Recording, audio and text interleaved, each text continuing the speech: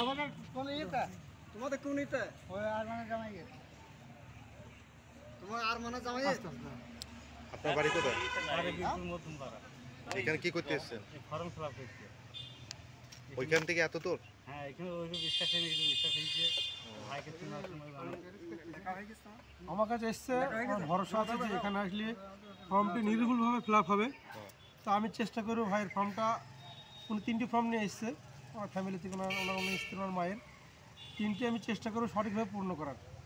তাহলে আমি 3টিতে আধা ঘন্টা টাইম লাগাবো বা 40 মিনিট টাইম লাগাবো, কারণ আমি চাই না যে একটা ভুলের জন্যে মানুষের ভোগান্তি হোক। ঠিক আছে, তাই মধ্যম পাড়া থেকে অনেক ছুটে এসছে, ঠিক আছে, এখানে করতে। অনেকে বালডাঙ্গা থেকে ছুটে আসছি, এই মসজিদে আসছি, কেন মসজিদে ভরসা আছে মানুষের, ভরসা আছে। ঠিক আছে। দেখুন আমার একটা ভাই করছে ফিল আপ, ঠিক আছে, সঠিকভাবে করছে, কোনো অসুবিধা নেই।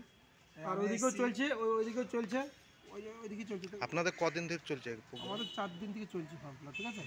আমাদের এখন দুপুরবেলা তো, সকাল থেকে অনেক করা হয়েছে, বৈকালে বেশি ভিড় হয় সব থেকে, ঠিক আছে। 4টের পর থেকে, আমরা 3টির পর থেকে করি, কারণ আসর নামাজের পর তখন লোক টোটাল আমরা 10-12 জন থাকি লেখার জন্য। তো মানুষও ইনশাল্লাহ ভালোই হয়, সবাইকে আমরা হেল্প করে সুযোগ দিই লেখার। যতদিন থাকবে ততদিন সুযোগ। হ্যাঁ, আমরা শেষ পর্যন্ত আমরা লিখে যাবো যতদিন মানুষের দরকার হবে, ঠিক আছে। আর এটা আমরা লিখছি সম্পূর্ণ বিনা পারিশ্রমিকে। আবারও বলছি, সমাজ থেকে আমাদের বীরপুর পশ্চিমা জামে মসজিদ কমিটি এটা সিদ্ধান্ত নিয়েছে যে পুরো ফ্রিতে, কোনো টাকা নেওয়া যাবে না কারোর সাথে, 1 টাকাও, ফ্রিতে করতে হবে, একটা পরিষেবা আর কি।